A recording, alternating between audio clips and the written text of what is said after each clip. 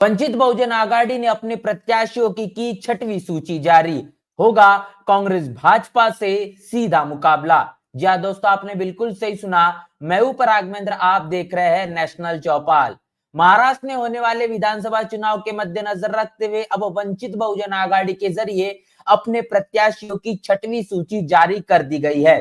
तमाम राजनीतिक पार्टियों के माध्यम से भी अपने प्रत्याशियों को लेकर करने की सियासी हलचल जारी है। ऐसे में वंचित बहुजन आघाड़ी के माध्यम से एक के बाद एक अपने प्रत्याशियों की सूची जारी करना, ये तमाम राजनीतिक पार्टियों के कहने के खेमे में लगातार चुनौती साबित करने वाला ही मंजर दिखाई दे रहा है। ऐसे में आपके साथ हम साझा करेंगे तमाम उन छठवीं सूची में जहां पर वंचित बहुजन आघाड़ी तमाम अपने प्रत्याशियों के नामों और विधानसभा को अब कहीं ना कहीं घोषित कर दिया है कि आखिर किन विधानसभाओं पर वंचित बहुजन आघाड़ी के प्रत्याशी चुनावी मैदान में होंगे। इनकी सीधी सीधी टक्कर भारतीय जनता पार्टी, कांग्रेस, राष्ट्रवादी कांग्रेस और शिवसेना के साथ होगी। अब आपको हम बताएंगे कि वो तमाम विधानसभा की सीटें यहाँ पर प्रत्याशी के नामों को जाहिर कर दिया गया है। इसके साथ साथ विधानसभा को लेकर भी अब तमाम बातें लगातार देखी जा रही है।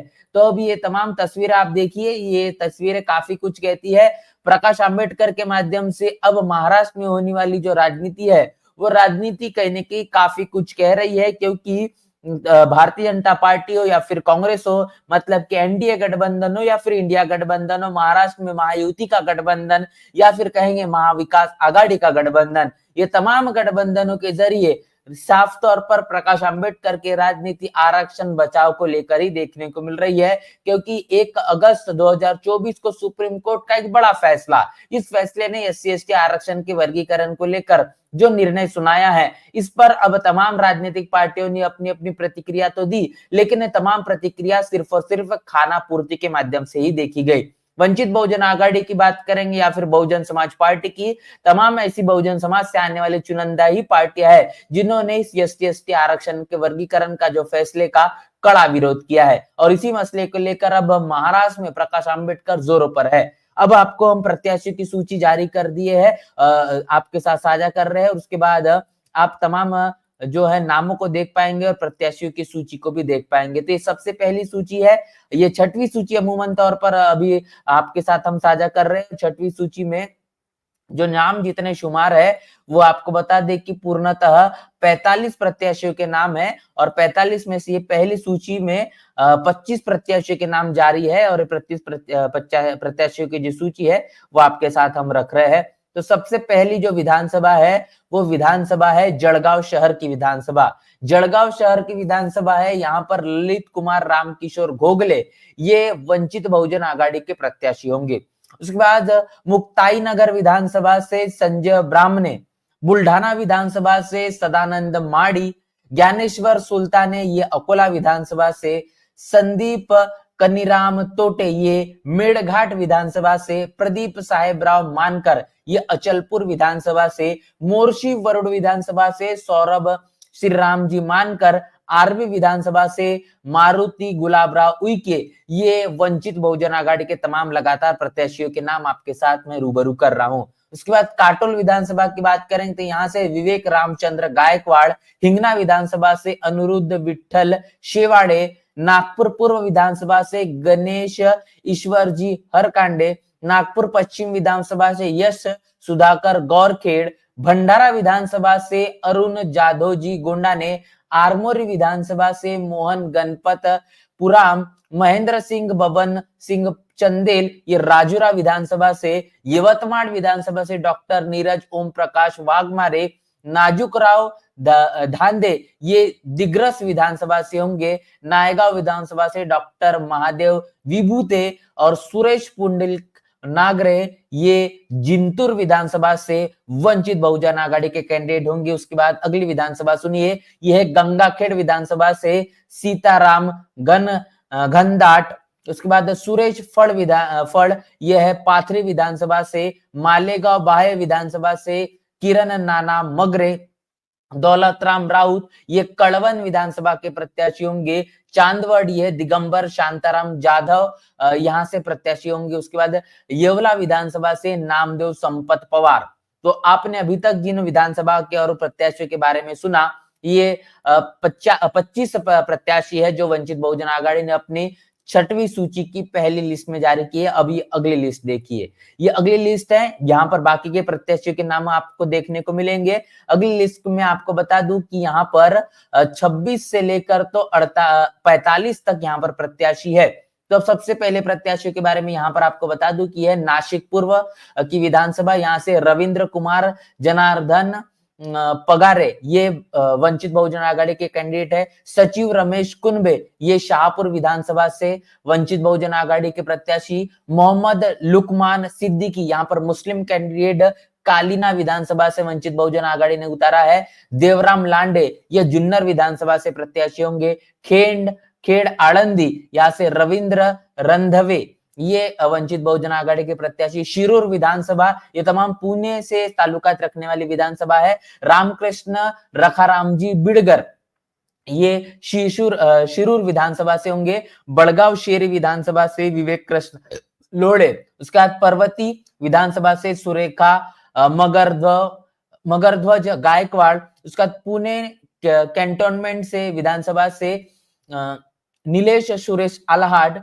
करमाड़ा विधानसभा से अतुल भैरवनाथ खुपसे। बार्शी विधानसभा से धनंजय आनंदराव जगदाड़े। सोलापुर दक्षिण विधानसभा से संतोष सेवू पवार। फलटन विधानसभा से सचिन जालंधर भीसे। वाई विधानसभा से अनिल मारुति लोहार। पाटन विधानसभा के प्रत्याशी बाड़ासो रामचंद्र जगताप।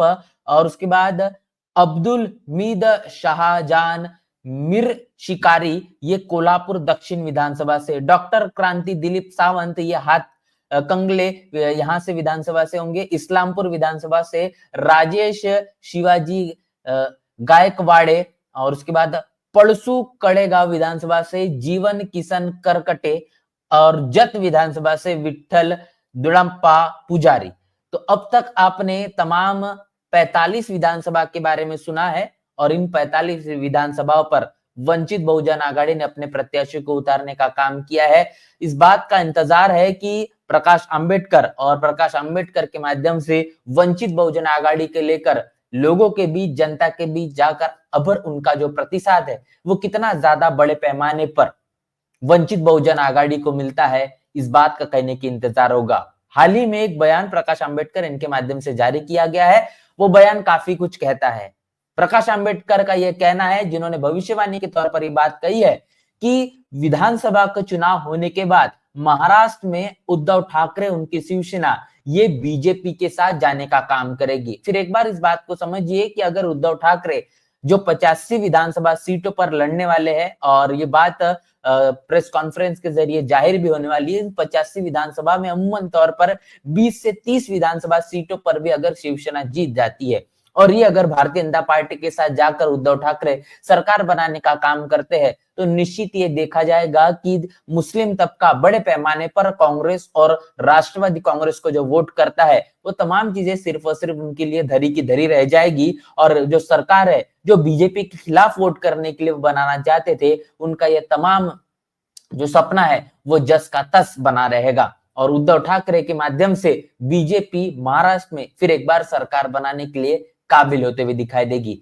ऐसे में प्रकाश अंबेडकर ने इन तमाम चीजों को ध्यान में रखते हुए अपनी बात यहाँ पर खत्म नहीं की। उन्होंने आगे ये भी कहा कि वंचित बहुजन आघाड़ी को वोट करना ये कहने की अब बहुजन समाज के लिए खासतौर पर समय की मांग है, क्योंकि दोनों राजनीतिक पार्टियां ये दलित विरोधी है, आरक्षण विरोधी है, संविधान विरोधी है। और इसीलिए तमाम चीजों को बदलने के लिए वंचित बहुजन आघाड़ी के जितने ज्यादा आमदार, जितने ज्यादा विधायक ये विधानसभा में पहुंचेंगे, तो ये SC/ST आरक्षण के वर्गीकरण का ये जो फैसला महाराष्ट्र में लागू करने की जो मंशा दोनों राजनीतिक पार्टियों की, दोनों गठबंधन मतलब कि NDA और इंडिया गठबंधन, महायुति की सरकार, और इसके साथ साथ जो जिस तरीके से महाविकास आघाड़ी का जो गठबंधन, ये दोनों गठबंधन की मंशा साफ तौर पर दिखाई देती है। अगर विधानसभा में वंचित बहुजन आघाड़ी से जितने ज्यादा जो प्रत्याशी है वो अगर जीतकर विधायक बनते हैं, तो निश्चित ही वहां पर अपनी आवाज बुलंद हम करेंगे और इसके माध्यम से हम SC/ST आरक्षण के वर्गीकरण के इस फैसले का बड़ा विरोध दर्ज कर पाएंगे। इसीलिए अपने वोटों को जाया न जाने दे और वंचित बहुजन आघाड़ी को ही वोट करने का काम करिए। ऐसी तमाम बातें लगातार प्रकाश आंबेडकर इनके माध्यम से कही जा रही है। और अब इसके साथ साथ उनके माध्यम से अपने प्रत्याशियों की सूची जारी करना भी लगा हुआ है।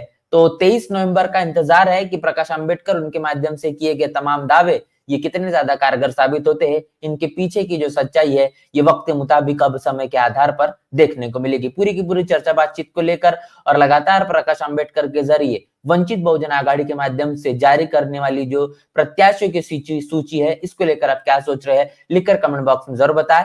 बने रहे नेशनल चौपाल के साथ, मिलते हैं नए वीडियो में, तब तक के लिए जय भीम, जय भारत।